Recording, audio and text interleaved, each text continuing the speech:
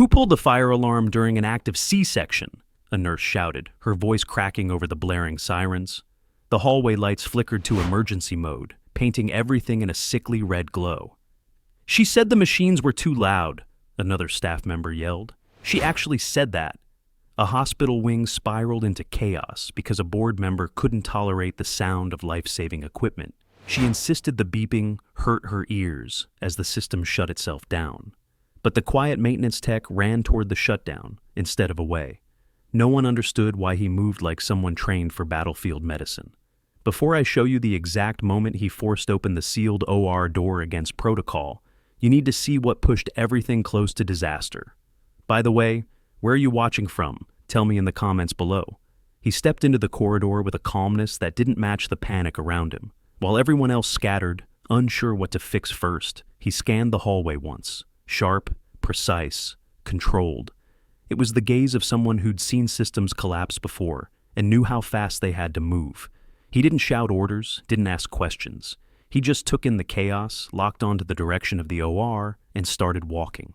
For him, noise didn't equal danger. The pattern of the alarms did. He could hear what others couldn't.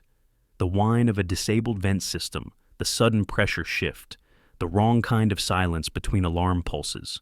Those were the things that made his pulse spike, not the screaming, not the chaos, but the unmistakable signs of a failing surgical environment. And with his ex-wife inside OR3, undergoing a difficult C-section, every second mattered. That alone kept him steady. Not fear, not shock, family. Ethan had been repairing a flickering panel near the surgical wing just minutes earlier. It was supposed to be a simple assignment, the kind they gave him because he didn't complain, didn't make scenes, didn't draw attention. He blended into the background, quietly keeping the hospital functioning, while more important people, surgeons, directors, board members, walked past him like he was part of the wall. He never minded. A quiet life suited him after everything he'd seen. But as soon as the alarm was pulled, he knew this wasn't a drill. The system didn't just blare, it shifted into lockdown. Doors sealed, airflow changed, backup power rerouted incorrectly. None of that was supposed to happen unless a specific set of relays failed together. Relays currently under maintenance testing that morning. Relays only someone with deep technical experience would know how to stabilize. He didn't have to check the map. He'd studied the layout years ago when he first accepted the job as a way to keep Lily's insurance consistent. He could picture every choke point in the building, every panel that mattered. He also knew the surgical team was now trapped, inside without proper suction or ventilation. And if Nora's blood pressure dipped the way it did in her last emergency scan, they'd be fighting on two fronts, mother and baby. The kind of scenario where seconds weren't seconds. They were lifelines. He moved faster. The staff around him rushed in different directions, carrying trays, checking alarms, calling supervisors. No one understood yet who had pulled the handle or why the system reacted so violently. The rumor reached him as he passed a pair of orderlies. A board member complained about the noise and just yanked it. They said it with disbelief, but it didn't matter to him why. Only what? Only the consequences. He jogged past the window of OR3.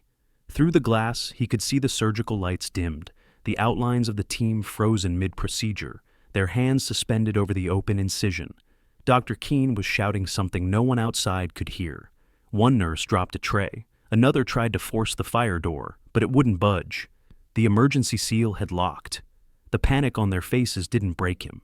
It focused him. He knew exactly where he needed to go. The control room under the wing held the manual overrides for OR-level ventilation. Without it, humidity, temperature, and air pressure would drift wildly, putting both patients at risk. He headed toward the back stairwell, reserved for staff with maintenance clearance. No one stopped him. No one even looked twice. That was one benefit of being invisible. In crisis, you move freely. His mind stayed ahead of his steps. The C-section had started roughly 6 minutes before the alarm. They were likely mid-uterine incision when ventilation kicked off. Too late to close. Too dangerous to pause. They needed airflow restored immediately, but the system was locked behind the fire protocol. Regular staff wouldn't know how to bypass it. They weren't supposed to. That knowledge belonged to engineers, to rescue technicians trained to control environments with lives hanging in the balance. He'd left that world. He'd traded combat zones for corridors, high-risk operations for leaky vents, command posts for maintenance closets. But some instincts never dulled. He descended the stairs quickly, gripping the rail with practiced efficiency. The alarm pulsed again, echoing off the cement walls. He let the sound guide his thoughts. The cadence meant the system hadn't recognized a fire source. Good. That bought time. A little, not enough. When he pushed through the final door into the maintenance level, he was already pulling the keys from his pocket. The old ID tag brushed his fingers, a faded photo of a young soldier with sharper edges. He ignored the memory. He had work to do. He reached the main electrical panel, crouched, and unlocked the metal casing. Warm air hit his face. Not a good sign. The relays were straining, but nothing about his expression changed. He'd been in worse places. He'd saved people with less time. Warm air pushed against his face as he crouched in front of the straining panel, the hum inside the metal box pulsing unevenly, like a heartbeat losing its rhythm. He didn't flinch. He'd heard machinery fail in deserts, mountains, blackout zones, and combat hospitals. This wasn't new. What mattered now was time, and he didn't have much of it. He reached for the lower relay set, fingers steady despite the alarm still blaring through the concrete walls. The heat meant the system was trying to reroute power, but failing. That told him exactly where the failure started. A manual reset wouldn't hold. The fire alarm override had locked the OR wing into full shutdown mode. He needed a bypass that would restore partial power without tripping the system again. And he needed it fast. He unplugged the safety latch and shifted the weight of the cable cluster with a precision that belonged to someone far more trained than a hospital maintenance tech. One wrong connection, and he could overload the backup grid. But his hands moved with certainty, measured, practiced, repeatable. Each click of metal finding metal brought the surgical team a second closer to breathing room. He didn't look up. He didn't need to. The mental map of the building was already unfolding in his mind like a blueprint. A trembling orderly burst into the hall. "Maintenance! Whoever's down here! OR 3 is failing! They're losing pressure and ventilation's still dead." The panic in his voice cracked into something almost pleading. Someone said, "You might know what to do." Ethan didn't lift his eyes. "Tell them I'm working on it, and tell them not to waste energy forcing that door. They won't break it." His tone was calm, controlled, not dismissive, just certain. The kind of certainty that steadied others without trying. The young orderly swallowed hard, nodded, and ran back up the stairs. Inside the panel, the final relay clicked into place. The emergency lights above him flickered once, then shifted to a faint, steady glow. He stood up and wiped the back of his wrist against his forehead. Not sweat, just dust. He'd done what he could from down here. Now he needed to see the situation himself. He closed the panel, grabbed his toolkit, and headed up the stairwell 2 steps at a time. As he emerged onto the surgical floor, the atmosphere had sharpened. Staff were running, voices colliding in bursts, questions, orders, fragments of frantic communication. A nurse spotted him and rushed over. "Did you do something?" "The lights came back, but the suction's still down. They can't continue without it." He nodded once, already striding toward OR 3. "It's not just suction. Ventilation's still dead." He paused as they reached the sealed fire door. The small window offered a terrifying view. The room dimly lit. Shadows cast across the surgical team frozen in place, the open incision exposed under weakening light. Dr. Keene was signaling urgently to one of the nurses, pointing at the monitors. The baby's vitals were dipping. The nurse beside him covered her mouth. "They said the mom's pressure is unstable too." He didn't react outwardly, but inside, something tightened. Nora. And the baby, who wasn't even breathing yet. 2 lives depending on a system that wasn't built for this kind of interference. He scanned the wall beside the door, fingers brushing the metal surface until he found the panel seams. Hidden behind the casing was a manual override slot, so deep that only a tiny tool could reach it. He snapped open his toolkit. The orderly flashlight Lily had clipped onto it last week, a small, bright, child-sized thing, shown exactly the way he needed. He angled it, illuminating the dark cavity inside the wall. There, a mechanical release pin. If he hit it at the correct angle, the lock would disengage. He guided the tool through the gap with slow, deliberate movement. The hallway around him buzzed with panic, but his breathing stayed even. A subtle click echoed from inside the doorframe. He adjusted, pressed again. Another click. The fire door slid open 3 inches. A collective gasp rippled down the hallway. Another press, this time harder, and the entire door disengaged with a metallic groan. He pushed it open and stepped inside the OR as if stepping into a storm he already knew how to navigate. Dr. Keene's head whipped toward him, eyes wide with confusion and relief. "How did you—" "Never mind. Suction's dead. Vent's dead. We need stabilization now?" He moved quickly, staying outside the sterile field, grabbing the nearest auxiliary cable and attaching it to the emergency regulator he carried. The machine whirred to life, restoring temperature control. Then he reached for the pressure dial on the wall, something no tech was supposed to touch, and rotated it with precision that stunned the team. Airflow returned, weak but steady. A nurse stared. "How are you doing this?" He didn't answer. He was listening to the rhythm of the machinery, to the pitch of the airflow, to the subtle shift of temperature. He could tell, just by sound, that they had minutes, maybe less, to stabilize mother and child. He adjusted one final knob, stepping back. "You should have enough to finish. Keep the incision shielded, vents recovering." And just like that, he became invisible again, stepping aside, letting them work. Because the focus wasn't on him. It was on saving lives. The staff moved instantly, re-engaged, re-centered. Their panic dissolved into trained precision. Dr. Keene steadied her hands, nodded to her team, and the operation continued. Outside, the fire alarm still wailed. Inside, hope returned. Inside OR3, the air finally steadied enough for the team to move again. The auxiliary regulator hummed, the temperature stabilized, and a thin thread of airflow returned through the ducts he'd forced back. Online, Ethan stayed just outside the sterile zone, eyes scanning every dial, every flicker in the lighting, every sound that didn't belong. He wasn't part of the surgical team, not officially, but right now, their rhythm depended on everything he'd just done. And until he was sure the systems would hold, he couldn't step away. Dr. Keene didn't waste a second.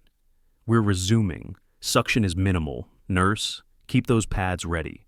Her voice shook for a moment, but only for a moment. Once she understood the environment had stabilized enough to continue, her training took over. The baby's vitals flickered again, weaker this time, but at least visible. Moments ago, they'd been gone. Ethan stayed by the wall, hands ready but not intrusive. If something failed again, he needed to hear it first. A loud crackling burst from the overhead speaker, static, harsh, then dead silence. The nurse nearest the console gasped. "Intercom's gone! That means the secondary board failed." Her panic was rising again. She turned toward him instinctively. Is this safe?" He didn't sugarcoat it. "You have a window. It's small, but it's enough." The confidence in his tone grounded them more than any equipment could.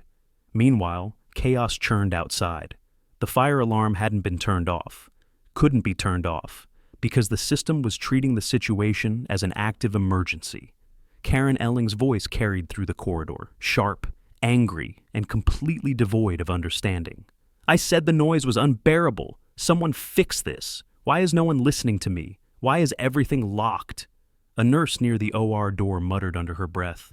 "She has no idea what she caused." Inside, the suction line sputtered, then coughed out a weak pulse of pressure. It wasn't enough.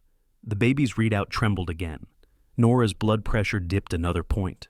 Dr. Keene cursed softly. "We're losing time. I need full suction or we risk massive hemorrhage." Ethan stepped closer, careful not to cross the sterile boundary. "Your line is failing because the main suction manifold isn't receiving enough pressure from the utility room. I can reach it, but—" He paused, calculating the distance, the time, the risk. "I'll have maybe 90 seconds before the relays overload again." Dr. Keene's jaw tightened. "What happens if they overload? Ventilation collapses. Again." The room froze. He didn't wait for someone to argue. "Keep going. I'll stabilize it." He turned and headed for the door before anyone could stop him. The hallway outside erupted into sensory chaos. Alarms screaming, lights flickering, staff shouting conflicting orders. But all that noise faded into the background as he locked onto the one destination that mattered, the utility alcove behind the OR wing. He pushed through a cluster of staff gathered around Karen, who stood in the middle of the corridor, flustered and defensive. "Why is everyone acting like this is my fault? You people are irresponsible, completely irresponsible." Someone snapped back at her. "You pulled a fire alarm in a surgical wing." But he didn't stay to listen. He had work to do. The utility alcove door was partially jammed, another side effect of the emergency lockout. He dropped his shoulder and forced it open just enough to slip inside. The cramped room was dark except for the emergency strip light flickering overhead. He crouched beside the suction manifold, slid off the panel, and listened. It was barely audible, but he caught it, the faint hiss of pressure loss from a stuck valve. He reached into the cluster of pipes, found the bypass lever, and twisted. Nothing. It had locked itself when the system tried to compensate for the shutdown. He braced his forearm and pressed harder. The lever resisted, then resisted more. He exhaled once, steadying himself, then applied controlled force. The lever snapped free with a metallic crack, and the manifold instantly roared as pressure surged back through the line. He didn't stay to admire it. He sprinted back toward OR3 because every second counted. As he approached the door, the nurse on watch gasped. Suction just came back, full force. Inside, the surgical team's energy shifted at once. Pads were cleared, tools moved, orders snapped forward with razor focus. For the first time since the alarm had been pulled, the room looked like a functioning operating theater again. Dr. Keene didn't look up from her work. "Tell whoever fixed it, they saved 2 lives. He didn't answer. He was already watching the monitors. The baby's vitals were still fragile but rising now, slow but steady. Nora's blood pressure stabilized enough for Dr. Keene to continue safely. The tension in the room eased, though no one relaxed completely. For the next few minutes, everything depended on precision. Every flicker of light, every shift in airflow, every sound mattered, and Ethan listened to all of it, ready to react if anything slipped. Outside in the hallway, voices grew louder, administration, security, and Karen's frantic protests merging into a chaotic storm. But inside the OR, the storm had quieted. Order had returned. He stepped back, giving the team full space, but he didn't leave. He couldn't. Not until he was absolutely sure the systems would hold through the remainder of the surgery, because if they didn't, there was no backup left, and no one else who could do what he had already done. He stayed at the edge of the room, listening to the hum of returning airflow, the stabilizing rhythm of the monitors, the slow but steady climb of Nora's vitals. Nothing in OR3 was guaranteed yet, but for the first time since the alarm had been pulled, the environment wasn't actively collapsing. He allowed himself one breath, quiet, controlled, before shifting his weight, ready for the next failure if it came. And failures like to come in waves. He'd learned that the hard way overseas. A nurse moved past him with hurried steps, her voice tight. "Pressure's holding, for now." She didn't look at him long, but the glance she gave held a flicker of something between awe and fear. They all felt it, even if no one said it. He shouldn't know how to do any of this, not with the badge he wore, not with the job title stitched into his uniform. He didn't care what they wondered. He only cared that the surgery continued without interruption. The suction line hissed once, then stabilized again. Good. He listened for the overhead vents, no drop in airflow. Better. What worried him more was the rhythm of the emergency power grid. He could hear it through the walls, the irregular thrum of a system pushed beyond what it was designed to handle. The bypass he'd created would hold, but not forever. They needed to finish quickly. Dr. Keene's voice cut through the room. "We're nearing delivery. Keep those vitals steady." Her tone was focused, but layered with the strain of operating under conditions no surgeon should ever face. "I want a neonatal team on standby the second we're through." The nurse monitoring the intercom scrambled. "We can't reach neonatal. They're locked behind fire doors, too." Ethan's jaw tightened. The fire alarm protocol hadn't just sealed doors. It had segmented the hospital's departments. A C-section requiring immediate neonatal care now had no direct access to the specialists waiting a floor above, and no one else down here could override anything without tripping the entire system again. He stepped forward slightly. "They'll need to use the stairwell by the west air duct. It isn't linked to the alarm." His voice was calm but unyielding. The nurse blinked. "How do you—" "Never mind." She rushed to the wall phone, dialing the alternate line he pointed to. He hadn't meant to speak aloud. He tried to stay invisible, especially around hospital leadership. But the urgency had forced his hand. Information like that wasn't supposed to be common knowledge. It belonged to engineers, crisis responders, facility chiefs, not quiet men who spent their days tightening vents and fixing flickering hallway bulbs. Still, accuracy mattered more than anonymity. Outside the OR, raised voices were growing sharper. Karen's unmistakable pitch cut through the hallway like a blade. "Do you people understand who I am? You're all overreacting. Turn off the stupid alarms and open the doors." Someone responded, "Ma'am, you triggered a full emergency lockdown." And the noise was unbearable. I had every right. He heard the collective groan ripple through nearby staff. They weren't angry because she'd pulled the alarm, though she deserved that anger. They were angry because she refused to acknowledge what she'd risked, what she'd endangered. His jaw clenched briefly, then released. Anger wouldn't. Help now. Focus would. Inside the OR, the fetal monitor beeped faster, urgent but hopeful. Dr. Keene leaned forward, adjusting her grip. "We're close. I need stable light." The overhead lamp flickered once, then steadied. Ethan held his breath. A flicker under bypass conditions wasn't unusual, but if the grid surged again, they'd lose it entirely. He checked the wall regulator from a distance. The readout stayed in the acceptable range. Good. Very good. A nurse approached him quietly. "You've done this before, haven't you?" He didn't respond, and she didn't push. Sometimes silence answered more than words. The next moments passed in a tense harmony of motion. Pads switching hands, clamps passed, vitals monitored in rapid intervals. Ethan didn't move from his post. He tracked everything: the pulse of the vents, the pitch of the suction line, the light tremor of the emergency grid.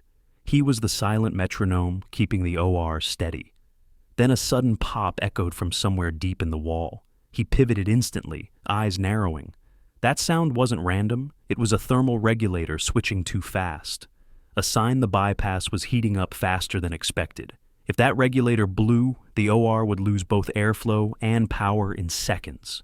He took a single step toward the regulator panel. Dr. Keene's voice rose, urgent. "We have crowning!" He froze, not in fear, but in calculation. If he left the OR even briefly, he might not make it back in time to fix a regulator failure. But if the system collapsed now, the baby wouldn't survive. Nora might not either. Another pop. Louder. He moved. He crossed to the panel, pulled open the casing with a swift jerk, and felt the heat hit his hands.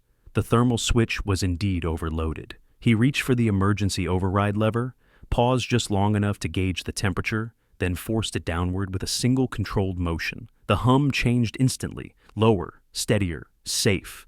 He stepped back just as Dr. Keene's voice steadied into something fierce. "We have a heartbeat!" The room exhaled in unison. A baby's cry broke through a moment later.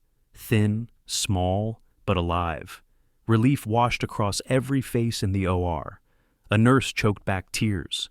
Dr. Keene closed her eyes briefly in gratitude. Nora's vitals stabilized. He stayed back, letting the team embrace the moment. But deep in the walls, he could still hear the strain of a system fighting to hold on. And he knew this crisis wasn't finished yet. The newborn's cry still echoed faintly when he stepped back from the regulator panel, but Ethan didn't allow himself even a second of relief. Beneath the walls, the electrical grid vibrated with a tension he recognized too well, like a fatigued muscle moments before it gives out. The bypass he'd forced earlier was holding, but just barely. One surge, one misfire, one uptick in demand, and OR3 would plunge into darkness again, and this time there'd be no controlled environment left to salvage. Inside the OR, Dr. Keene handed the infant to a nurse, who quickly wrapped the tiny body in a warming blanket, warmed by the same auxiliary regulator he'd restored minutes earlier. Emotions rippled through the team: relief, disbelief, gratitude, but none of them left their positions. They all understood. The operation wasn't finished. Nora still needed sutures, stabilization, and steady pressure support. He stood near the back wall, one hand braced against the metal surface as he listened, eyes distant. He wasn't watching the people. He was watching the systems. A subtle pitch shift in the vent told him the airflow was creeping downward again. Not a collapse, yet, but a warning. He tightened his grip on his toolkit. They were running on the edge of a knife, and every minute increased the risk. A nurse eventually approached him, hesitant. "The baby's stable, Mom's holding, but we still need everything working. How long do we have?" He kept his eyes on the vent readout. "As long as the grid cooperates." Then quieter. "It won't cooperate for long." Before she could respond, a voice burst through the intercom system, weak, crackling, then cutting. "Security to OR wing. Board member Elling is demanding access. She's refusing to leave the floor." Dr. Keene let out a sharp breath. "That's the last thing we need." Ethan didn't look away from the panel. "Seal the OR entry. Don't let anyone else in." But the nurse shook her head.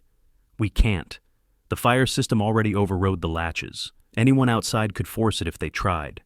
His jaw flexed. He couldn't fix people's recklessness. Only broken machinery. Footsteps echoed outside the OR, sharp and indignant. Karen Elling's voice pierced through the muffled glass. "I demand answers. This entire situation is out of control. Someone fix the alarm before I call every member of the board." Her words barely reached him over the hum of weakening airflow. He didn't respond. She wasn't his problem, yet. The failing grid was. A louder vibration shook the wall behind him, so faint, so internal, that only someone trained to hear electrical patterns under duress would recognize it. His pulse sharpened. That was Relay 6. If 6 failed, it would cascade into the manifold he'd recovered earlier. He needed to reinforce the bypass from the source, not the endpoint, but that meant leaving the OR. He checked the surgical table again. Nora's vitals were climbing, slow, fragile, but climbing. The baby's heartbeat was steady now. They had a chance, but only if the environment stayed intact. He turned to Dr. Keene. "I need to stabilize the grid from the main line. If I don't, everything we just fixed can go down again." She stared at him, still trying to reconcile how he knew any of this. "How long will it take?" 2 minutes if the access panel isn't jammed, 5 if it is." Her breath hitched. "And if it fails before you're back?" He didn't answer. He didn't need to. The silence said enough. She nodded once. "Go." He slipped out of the OR just as another tremor ran through the lights. Staff in the hall jumped. Karen flinched dramatically, then immediately regained her entitled composure. "See? This building is falling apart. I told you the noise was a hazard." One of the nurses snapped. "Ma'am, you pulled the alarm during a C-section." Karen folded her arms, indignant. "The machines were too loud. There must be a proper protocol for comfort. Hospitals are supposed to be safe." Ethan ignored all of it and headed for the west corridor, toolkit in hand. He moved with purpose, but not panic. Panic wasted motion. Panic made people sloppy. Panic cost lives. He learned that long ago, often the hard way. The lights flickered again. The building groaned. Relay 6 was failing faster than he expected. He rounded the corner to the auxiliary control closet and found the door half buckled from the earlier power surge. Perfect. He pushed on it, no give. He lowered his shoulder, pressed harder. Still nothing. He didn't have time to argue with a jammed door. He stepped back, exhaled once, then used the side of his fist to strike the frame where the lock met the metal. A single sharp blow. The door popped inward an inch. Good enough? He wedged his hand in the gap, pulled hard, and slipped inside. The closet was stifling, hot enough that sweat instantly surfaced above his brow. The emergency lights glowed faint red over the tangled web of conduits. Relay 6 blinked rapidly, the warning indicator pulsing in a frantic rhythm. He crouched, opened the panel, and examined the bypass he'd created earlier. It hadn't failed, but the load was too high for what the hospital was drawing. "Come on," he muttered under his breath. He reached into the live cluster of cables and rebalanced the load manually, shifting power between the OR wing and the secondary floor. It was risky, dangerous even, but he'd done far worse operations under far worse conditions. One slip meant electrocution, one misjudge meant blackout. He worked in silence, in heat, with absolute focus. And when he finally resecured the cables, the relay slowed its frantic pulse into a steady blink. Stabilized. He didn't waste another second. He ran back toward the OR, checking the lights as he moved. No flicker, no surge. The airflow sounded steady again. By the time he reached the OR door, the tension had lifted. A nurse saw him and let out a breath of relief. Everything held. Whatever you did, it worked. He nodded once. Good. They'll finish safely.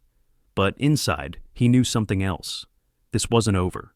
The hospital still had to face what caused all of this. And soon, everyone would, because the truth always finds a way out. The nurse's relief still lingered in the air when Ethan stepped back into the hallway. But he didn't let himself feel it. Relief distracted people. Relief made them slow. And the building around him was still pulsing with the uneasy rhythm of a system forced far outside its design limits.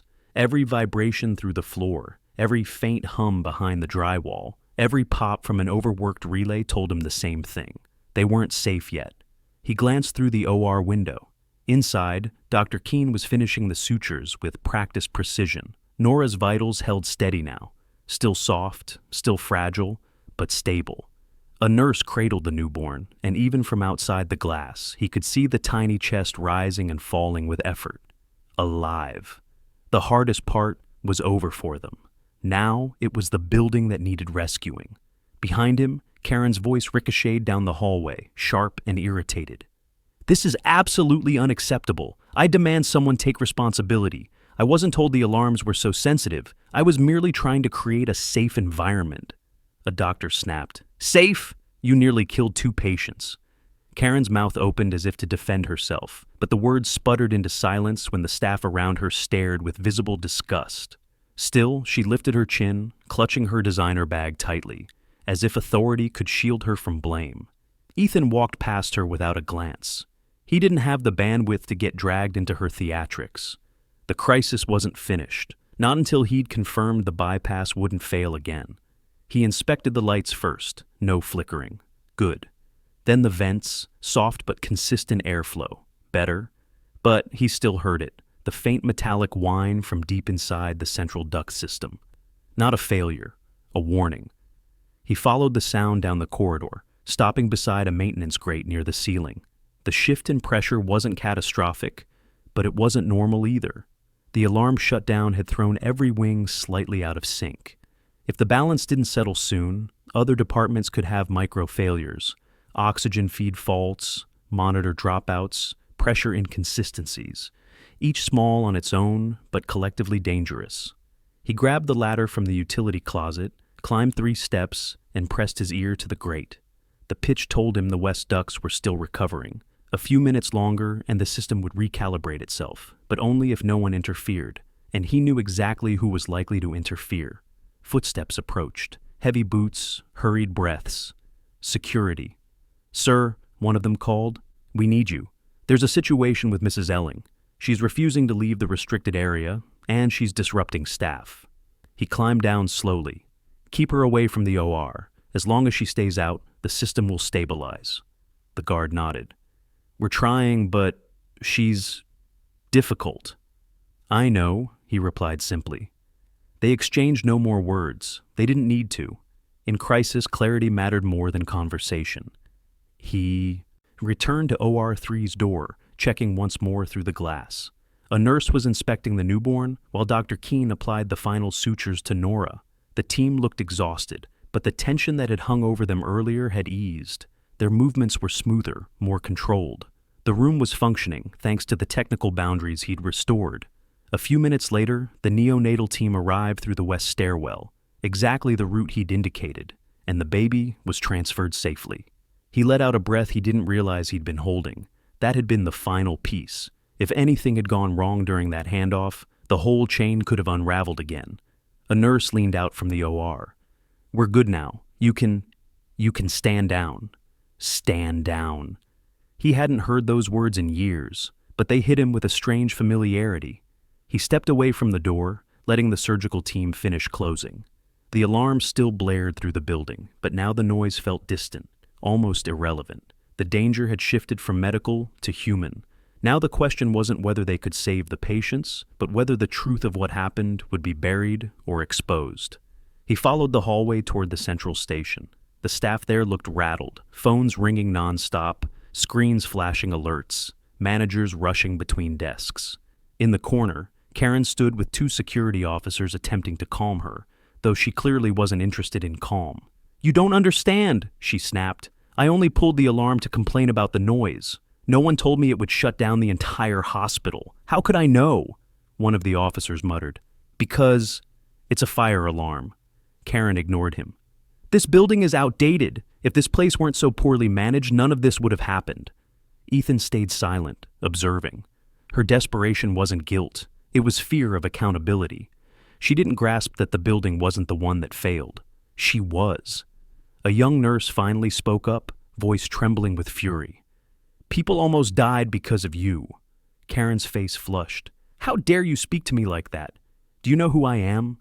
Ethan stepped closer, not to confront her, but to check the panel above the nurse's station. The emergency grid was recovering now. The blinking indicators slowed to a steady cadence. The HVAC pressure reading clicked into its safe range. The oxygen feed stabilized. One by one, the building returned to itself.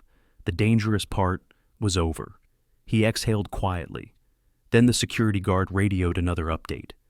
Admin is heading down. They've been briefed. That was the moment everything shifted, because the medical emergency was over. Now came the accountability emergency, and this time, Ethan wasn't the one who needed to act. He'd already done enough. The guard's announcement, admin is heading down, hung in the air, like a verdict waiting for a signature. Conversations quieted, footsteps slowed. Even the alarms felt less intrusive, as if the building itself were holding its breath. Ethan remained near the nurse's station, eyes on the emergency indicators above the desk. All steady, all safe. His part of the crisis was finished, and yet the weight of what came next settled over the hallway like a second emergency. Karen stood stiffly between two security officers, her composure cracking with every passing second. She smoothed the edges of her blazer, tried fixing her hair, then abandoned the effort when her hands trembled too visibly. They can't possibly blame me for this, she muttered. I didn't know. I didn't know it would do all that. One guard sighed. Ma'am, they have the fire alarm protocol printed next to every pull station in the building. Her jaw tightened. Well, no one told me to read it. A few nurses exchanged looks of disbelief. Someone scoffed. Someone muttered, unreal. But no one approached her. Not yet. They were waiting for leadership to arrive, waiting for the people who had authority to give names to consequences. Ethan didn't move from his quiet watch beneath the panel. He was out of the spotlight again, exactly where he preferred to be. But even from the background, he saw the worry etched into faces around him. They weren't just shaken from the incident, they were terrified leadership would find a way to protect her, protect status, protect power. He'd seen this pattern before in different uniforms, different buildings, different countries. When the crisis ended, politics began, and politics often erased truth. He didn't like that thought, not today, not after what had almost happened inside OR3. The elevator bell chimed, heads turned, two administrators stepped out, Director Harland and Deputy Administrator Shaw. Harland, a stern man with a gray beard and sharp eyes, looked like he hadn't been interrupted from anything less than a crisis meeting. Shaw carried a tablet, her expression composed but cold, the way someone looks when they're preparing for legal implications. Karen straightened so fast her heels clicked on the tile. Finally, someone competent. This entire debacle is ridiculous. I want the system reset immediately, and I want an apology from whoever designed these alarms. Harlan didn't answer her. He scanned the hall first, the faces, the tension, the palpable anger simmering beneath the surface. His gaze stopped briefly on Ethan, recognizing him only as maintenance, then moved on. Shaw stepped toward the security feed monitor and began pulling up the records. Karen kept talking, louder now. Do you know how traumatic this was? Do you have any idea how overwhelming that noise was? And the way your staff behaved, completely disrespectful, completely... Harlan finally raised a hand. Mrs. Elling, we need to review exactly what happened.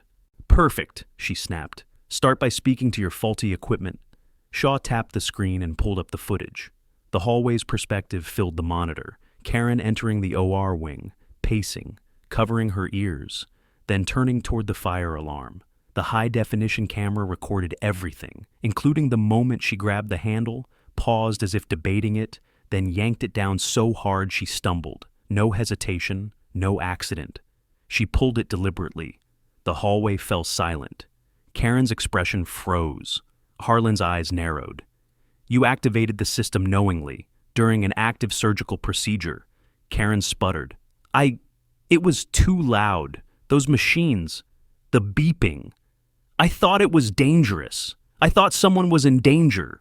Nurses immediately erupted with outrage. One argued, "You caused the danger." Another shouted, "Two patients almost died." A third pointed at the monitor. "You didn't report anything. You didn't call for help. You just pulled it." Karen's hands trembled, but she doubled down. "Well, your equipment shouldn't be that loud. It should be regulated. How was I supposed to know it would shut down an entire operating room?" Harlan's tone hardened.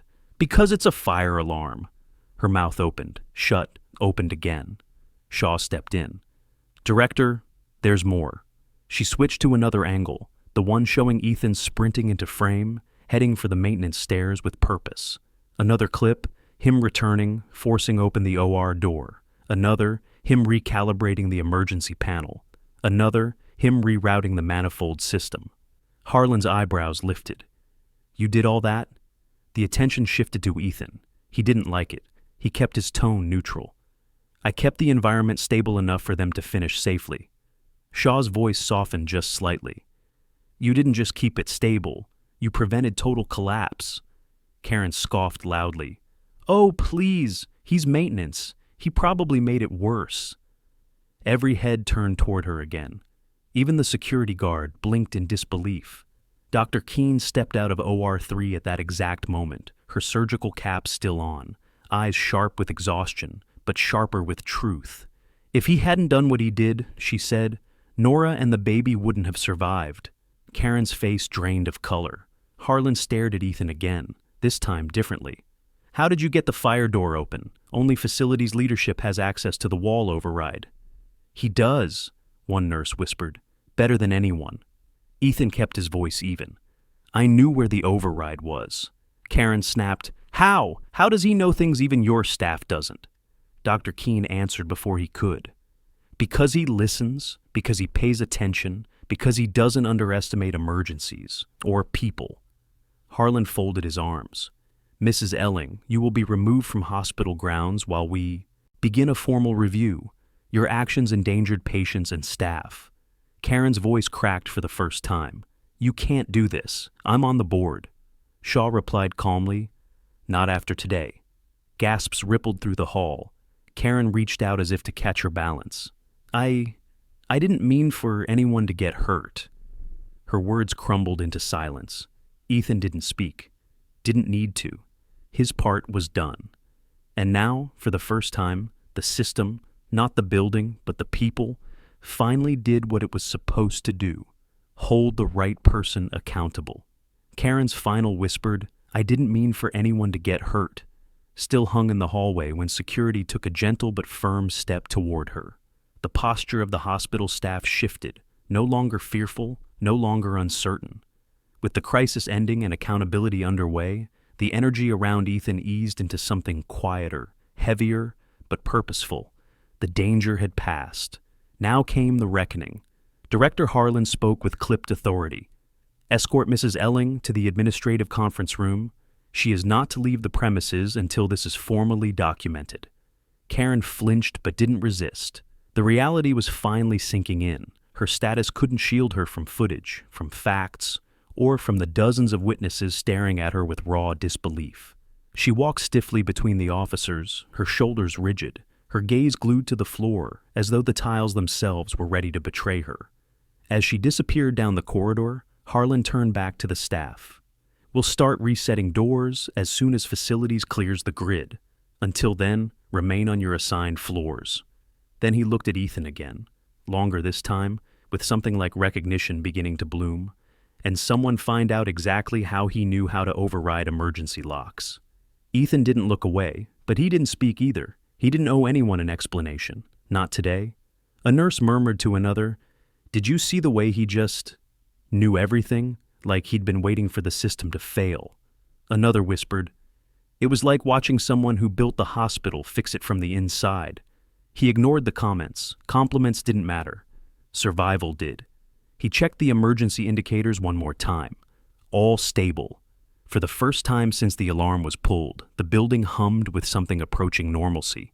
The bypass he'd reinforced earlier was holding without strain. The relays weren't spiking. The grid had settled. He could finally breathe. A soft voice approached him from the side. "Ethan?" It was the charge nurse, a serious woman who rarely let emotion crack through her professional guard. Today her eyes shimmered with something closer to gratitude. "Dr. Keene wants you to come inside. They're finishing up." He followed her back to OR 3. The door was propped open now, the sterile field broken, the atmosphere calmer. Nora lay on the table, pale but stable, surrounded by staff cleaning up instruments and clearing trays. Dr. Keene stood near the infant warmer, observing the newborn with a softened expression, a rare smile breaking through the exhaustion. She looked over as he approached. "Everything held. We didn't lose suction again. Ventilation stabilized. We got lucky." He shook his head lightly. "Luck didn't do this." She studied him for a brief moment, long enough to confirm her earlier suspicion. "No," she agreed. "You did." He lowered his gaze, uncomfortable with praise. His hands were still faintly trembling from the regulator's heat earlier, though he kept them hidden. The neonatal team arrived to transfer the baby to the pediatric wing, and Dr. Keene allowed herself a small exhale. "They'll take good care of them," she said. "You can go see Nora when she's moved to recovery." He nodded once, but before he stepped back, she added softly, "Whatever your background is, today it saved lives. Thank you." He didn't respond. He didn't have to.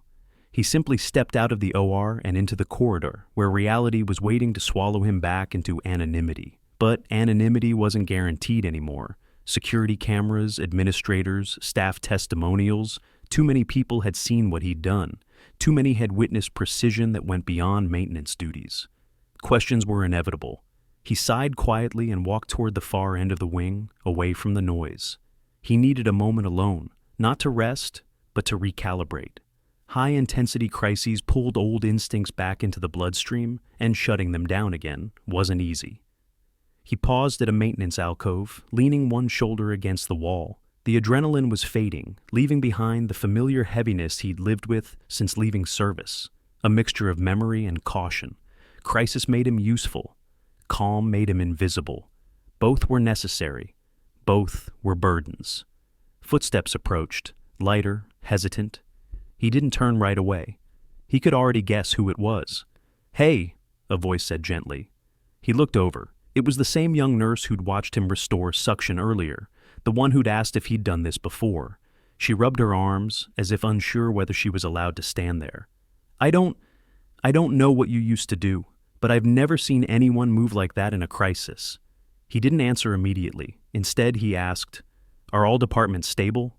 She blinked, thrown off. "Yes, everything's green now." "Good." He straightened. "Then focus on the patients who still need help. I'm fine." She hesitated, then nodded, understanding the dismissal. But before she left, she said, "Someone should tell your supervisor what you did. They should know." He didn't smile, but his expression softened. "It's better if they don't." She exhaled, half frustrated, half resigned. "Well, the director already knows." Then she walked away. He closed his eyes, so the questions would come sooner than he hoped. He pushed off the wall when he heard heavier footsteps. Director Harland emerged from the hallway where Karen had been taken minutes earlier. His gaze scanned until it landed on Ethan. "There you are," Harland said, walking toward him with purpose. "I'd like to talk." Ethan stood straight, expression unreadable. "About the incident?" Harland shook his head. "About how you knew more than half my engineering team." Before the conversation could continue, the overhead lights flickered once, briefly, but enough to remind them both that the crisis had changed more than environmental systems. It had changed the hierarchy of the building. "Let's step somewhere private," Harland said. Ethan followed. The technical rescue was complete. Now came the truth rescue, and that would be far harder to control. Ethan followed Director Harland down a quieter hallway, away from the cluster of nurses, away from the recovering OR wing, away from the murmured disbelief that still vibrated through every room he passed. The alarms had finally been silenced, the fire doors in the process of unlocking, but the tension in the air hadn't dissipated. It had only changed shape, less panic now, more anticipation. Everyone waiting for the fallout. Harland stopped near a consultation room, held the door open, and motioned for him to enter. Ethan stepped inside, standing rather than sitting. Old habit. Never take a seat until you know the terrain. Harlan closed the door behind them. For a moment, neither spoke. Harlan simply watched him, eyes narrowing with the kind of scrutiny reserved for people who just altered the outcome of a crisis in ways no one fully understood. Finally, Harlan said, "You know, most maintenance technicians don't bypass emergency grids, or force open sealed fire doors, or reroute suction manifolds with their bare hands." Ethan didn't answer. Harlan stepped closer, and certainly none do it with the precision of someone who's done this under far worse conditions. Still, he said nothing. Silence had always been his armor. Commanders used to say he carried silence like a weapon. Harlan crossed his arms. "I watched the footage." His voice dropped lower. "You didn't hesitate, not once. You moved like a man who's seen systems fail while lives hung in the balance." Ethan's jaw tightened a fraction. That was too close, too familiar, too accurate. Harlan continued, "Your file says you're a facilities tech. 2 years in this building. Clean record. No complaints, no incidents." His tone hardened. "But what I saw out there today, that wasn't maintenance work. That was crisis engineering." Ethan finally met his gaze. "The building needed help. I helped. And I'm grateful," Harlan replied. "We all are. But I need to know who's working in my hospital, especially someone who can single-handedly stabilize an entire wing during an emergency." Ethan stayed still as stone. Harlan sighed, pinching the bridge of his nose. "Look, I'm not here to corner you. I'm here because I watched you prevent a catastrophe. You saved 2 lives in that OR, probably more, considering what could have happened if the system fully collapsed." He softened slightly. "But I can't just drop this. I have to understand." Before Ethan could respond, the door cracked open and Deputy Administrator Shaw poked her head inside. "Director, you need to see this." Harlan frowned. "What now?" Shaw stepped in fully, holding a tablet. Security finished the initial review, not just the alarm footage, all relevant cameras. She looked at Ethan for a long moment before continuing. "There's a pattern." She tapped the screen. Clip after clip appeared, short bursts of footage showing Ethan moving through the hospital at different points over the past 2 years, fixing systems before anyone reported them, preventing small failures long before they escalated, adjusting equipment in ways most facility techs wouldn't even know were possible, saving time, saving resources, saving, in some cases, patience. Harlan blinked. "You've been doing this all along?" Ethan didn't move. "Just doing my job." Shaw shook her head. "No. You've been doing more than your job. You've been handling near misses without recognition, without incident reports, without calling for backup. This isn't normal behavior for a maintenance technician." Then she said something that made the room still. "Someone with your instincts doesn't just appear in a hospital. They come from somewhere." Silence stretched between them. Ethan's pulse didn't rise, but the room felt smaller. He couldn't let the past bleed too far into the present. Not for himself, not for Lily, not for the fragile normal he had built. "I'm not a threat to this hospital," he said simply. "I know you're not," Harlan replied, "but your skill set, it doesn't match what's on paper." Before Harlan could press further, a knock rattled the door. A nurse burst in without waiting. "Director, we need you. It's Mrs. Elling." Harlan straightened. "What about her?" "She's refusing to stay in the conference room. She's demanding to speak with everyone involved, including him." She pointed at Ethan. Shaw groaned. "Of course she is." Harlan gave Ethan a searching look. "Are you okay stepping outside? This isn't going to be pretty." Ethan exhaled once. "I've seen worse." They left the room together. Down the hall, just past the reopened fire doors, Karen stood surrounded by officers and staff. Her posture was rigid, her expression fraying. But now there was something else. Panic, desperation, the sudden realization that the image she'd built for herself wouldn't survive what was coming. As soon as she saw Ethan, her face twisted. "There he is! The overreacting janitor who caused half this mess!" The hallway erupted in disbelief. A nurse snapped, "He saved them!" Another added, "You pulled the alarm!" Karen pointed at Ethan again. "He shouldn't even be allowed near those systems. How do we know he didn't tamper with them before any of this happened?" Ethan's expression didn't change. Harlan stepped forward. "Mrs. Elling, enough." Karen ignored him, narrowing her eyes at Ethan. What are you hiding? How do you know so much? No maintenance worker should know how to override fire doors. Her words weren't just accusations. They were fear. Fear of losing power. Fear of the footage. Fear of what he represented. The undeniable truth of her negligence. Ethan didn't speak. He didn't have to. Because in that moment, with staff watching, with administrators present, with the OR team safe and alive, Karen's attempts to redirect blame only revealed the truth more clearly. Her crisis had been caused by arrogance. His response had been born from experience, and the difference between the two was now impossible to ignore. The hallway trembled with the weight of Karen's accusation, but it wasn't fear shaking the air. It was disbelief. Staff, nurses, even 2 patients waiting on gurneys stared at her as though she'd lost the last thread of credibility she had left. And maybe she had. Her finger remained pointed at Ethan, trembling with frustration she could no longer disguise. Someone like him shouldn't have that kind of access. How do you know he didn't tamper with the alarms? How do you know he didn't set all this up? The silence that followed wasn't supportive. It was suffocating, because everyone in the hallway already knew the system hadn't been tampered with. She had. Harlan took a step toward her. Mrs. Elling, this isn't helping your situation. No, she snapped, voice cracking. You don't understand. He has been lurking around this building for months, touching things, fixing things before anyone asks. That's suspicious, not heroic. Murmurs broke out behind her. One nurse whispered, "She's spiraling." Another muttered, "She's trying to rewrite reality." Ethan didn't move, didn't rise to the provocation. His stillness only irritated Karen more. She stormed closer until they were barely a foot apart.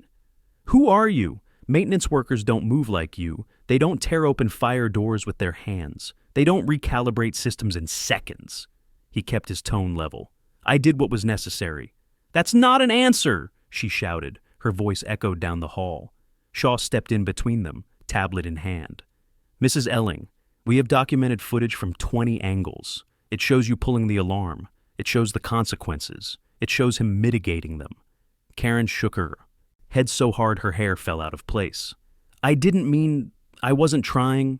"For intent to matter," Shaw said calmly, "you would have had to report a problem. You didn't." The truth sliced sharper than any reprimand. Karen's breathing hitched. "I panicked." Harlan raised an eyebrow. "Panicked, or were annoyed. The video shows you covering your ears and complaining about noise." A beat passed. Karen's shoulders sagged. It was loud. Ethan didn't speak, didn't judge, didn't offer comfort. He had learned long ago, some truths had to sit heavy before they were recognized. Harlan finally turned to him. "I need you to step into the briefing lounge. I want to conduct a formal debrief of your actions, not to reprimand you, to understand what you did before we draft the internal incident report." Karen jolted at that. "You're rewarding him? The janitor?" The temperature in the hallway dropped. A surgeon, still wearing scrubs stained from Nora's delivery, stepped forward. His voice didn't rise, but its intensity cut the air. "He prevented a code black. You nearly caused one. Choose your words carefully." Karen swallowed hard. Harlan motioned toward the lounge. "Ethan?" He nodded once, then followed them down the hall. As he walked, he felt eyes on him. Not suspicious, not fearful, but curious, respectful. The kind of attention he avoided but couldn't sidestep today. The briefing lounge was quiet when he entered. A long table, a wall-mounted screen, 2 chairs. Harlan closed the door behind them. Shaw remained, standing near the screen. Harlan cleared his throat. "Before we begin the formal review, I want to show you something." Shaw tapped her tablet, and the screen blinked to life. Footage appeared. Today's crisis, played in slow motion across a split-screen display. His movements through the OR wing, his sprint to the mechanical room, his override of the fire door, his rerouting of suction. Every action precise, efficient. Harlan studied the footage. "This isn't instinct. This is training." Ethan remained silent. Harlan exhaled through his nose. "You don't have to disclose everything, but I need to know if you're qualified to access the systems you touched today, for liability reasons." Ethan finally spoke. "I didn't touch anything I wasn't trained for." Shaw tilted her head. "Trained here, or trained before here?" He didn't answer. Harlan leaned forward, forearms on the table. Look, I used to work in emergency operations before moving into administration. I know what controlled adrenaline looks like. I know what field crisis response looks like. And I know that the way you handled today wasn't something you learned in a maintenance certification course. Ethan's jaw flexed. Harlan softened. I'm not here to expose your past. I'm here to understand if the man who saved 2 lives today is safe to keep under the radar. There it was. Not suspicion, protection.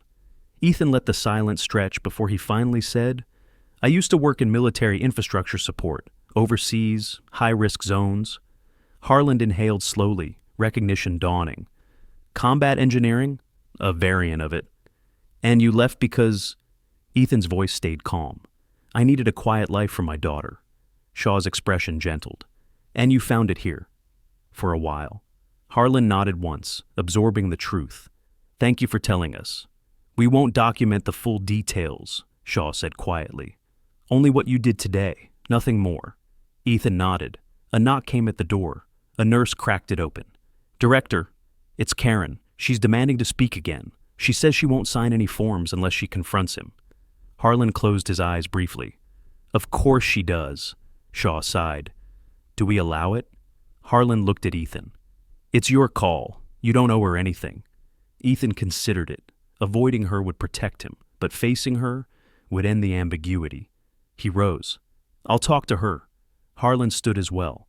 We'll be present. They walked back into the hall. Karen waited, pale, frantic, clutching her bag like a shield. When she saw Ethan, her expression twisted between desperation and fury. You, she whispered, you're the reason everything is falling apart. Most people would have snapped at that. He didn't. Because he understood something she hadn't yet realized. Sometimes the truth didn't destroy a person. It revealed them. And Karen Elling was about to learn exactly who she had revealed herself to be. Karen stood frozen in the middle of the hallway, clutching her purse like it might anchor her to a version of reality slipping out of her grip. Her eyes locked onto Ethan with a frantic intensity, as if confronting him might somehow reverse everything that had happened, undo the footage, undo the consequences, undo the truth. You, she said again, louder this time, you're the reason everything is falling apart. Staff stopped pretending not to stare. A few leaned forward, sensing the final fracture. Harlan and Shaw flanked Ethan as they approached, not as guards, but as witnesses. Witnesses to ensure the truth finally outweighed influence. Ethan stopped several feet from her, far enough to avoid stepping into the heat of her unraveling, close enough that she couldn't claim he was hiding. Karen trembled with indignation. Do you know what they're saying? That I caused danger, that I endangered a surgery, that me, am responsible for shutting down an entire operating wing. Harlan's voice dropped into something firmer. Because you did! She spun toward him. No! Because he exaggerated it! Because he manipulated the system! Gasps erupted. Even the security officer stiffened.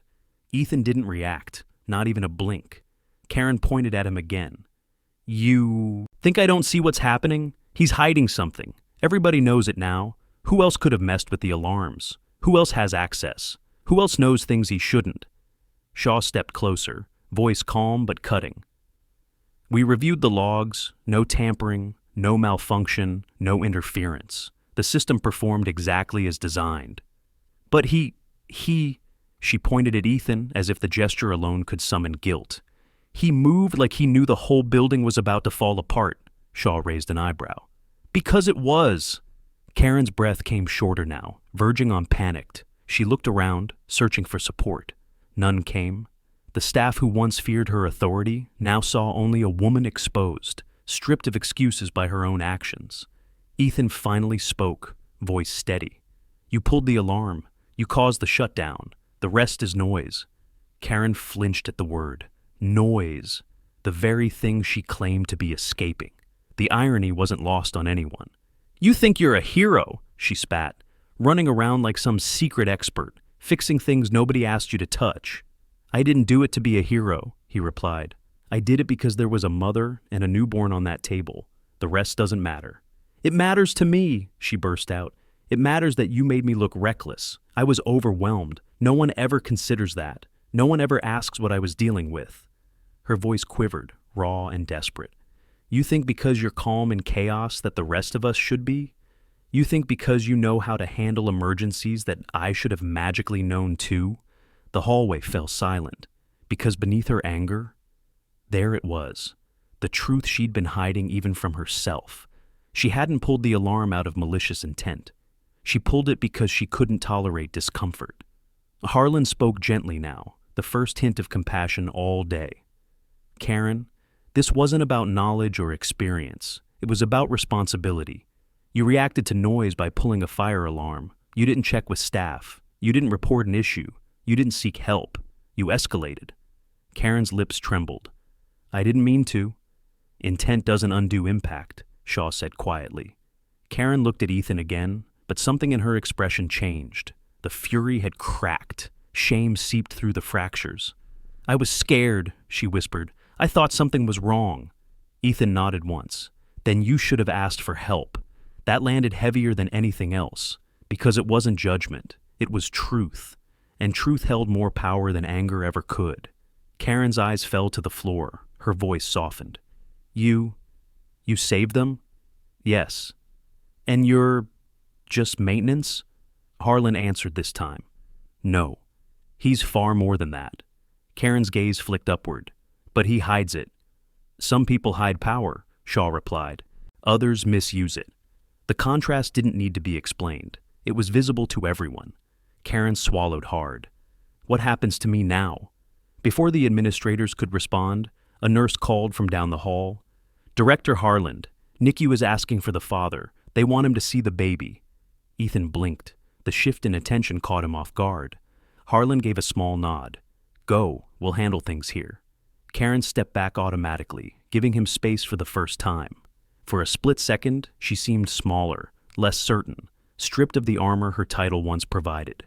As Ethan began walking toward NICU, she called out to him, not angry, not accusing, but quietly. Why didn't you tell anyone who you are? He paused, turning just enough to meet her eyes. Because titles don't save lives, he said. People do? Karen's lips parted, but no words came. Ethan walked away, leaving her surrounded by the consequences of her actions, just as the hallway absorbed the echo of his final truth.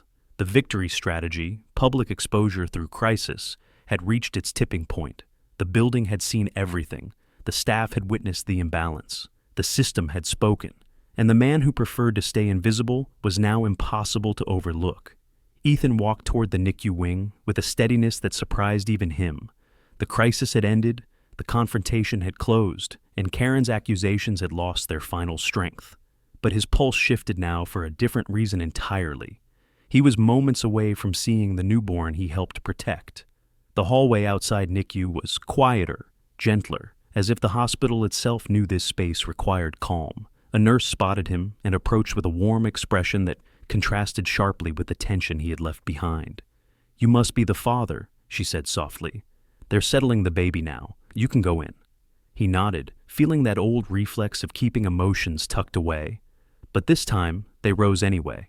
He stepped through the NICU doors. Inside, Nora lay recovering, pale but peaceful, her fingers curled loosely around the blanket. A nurse placed the swaddled newborn in a warmer beside her, adjusting tiny sensors with care. The baby let out a small cry, thin, trembling, but beautifully alive. Nora opened her eyes weakly. Ethan? He stepped to her bedside. I'm here. Her gaze moved toward the infant. Relief washed across her face, softening every line of strain. She made it? He nodded. She's strong. She's doing great. A single tear slipped from Nora's eye. Thank you for getting here. For them. He didn't take the credit. Couldn't. The team did everything. She gave him a tired smile, the kind someone gives when they know the truth without needing to say it aloud. He rested a hand gently on her arm, grounding her back into safety. Here, in this quiet room, the chaos of alarms and accusations felt distant, like it belonged to another world. A soft knock came from the doorway. Harlan stood there with Shaw, both subdued but firm in posture. Sorry to interrupt, Harlan said, voice lower than usual. We wanted to update you before we finalize the report. Ethan gave Nora a reassuring nod, then stepped toward them. Shaw began, Karen Elling has been removed from the board pending full administrative review. There will be legal steps. She'll face consequences. Harland added, her attempt to shift blame onto you didn't stand for a second. The entire staff backed the footage, and Keene issued a written statement confirming your role in stabilizing the OR. Ethan took that in quietly. Shaw continued gently. And your background stays confidential. We're only disclosing what's relevant to the incident, that you acted decisively and prevented a system collapse. Nothing more. It was the first time since leaving service that an institution offered him protection rather than suspicion. Harland hesitated before adding, we also want to formally thank you. You didn't just fix equipment today. You saved lives. He nodded once, an acknowledgement without pride. I was in the right place. Harland's expression softened. It's a good place to be. They left him then, allowing the moment to breathe. When he returned to Nora's bedside, the NICU nurse lifted the baby carefully and offered, would you like to hold her? For just a second, his breath hitched. He wasn't a man easily shaken. He'd stood in buildings collapsing under gunfire, held injured soldiers together with his bare hands, endured years of pressure most people never imagined. But the sight of his child, tiny and fragile, made something inside him loosen. He took her gently, supporting her with hands that had once built fortifications and disarmed improvised devices. Here, those same hands held the most delicate life he'd ever touched. Hey there, he whispered, soft words only she could hear. The baby blinked up at him, her breathing steady, her tiny fingers curling toward his thumb. A warmth he hadn't felt in years filled his chest. This was what he'd fought to protect. This was the life he wanted, quiet, safe, full of meaning no rank could grant and no crisis could take away. Nora watched him with soft awe. She already knows you. He shook his head lightly. I think I'm the one learning. A moment passed, still, sacred, unbreakable.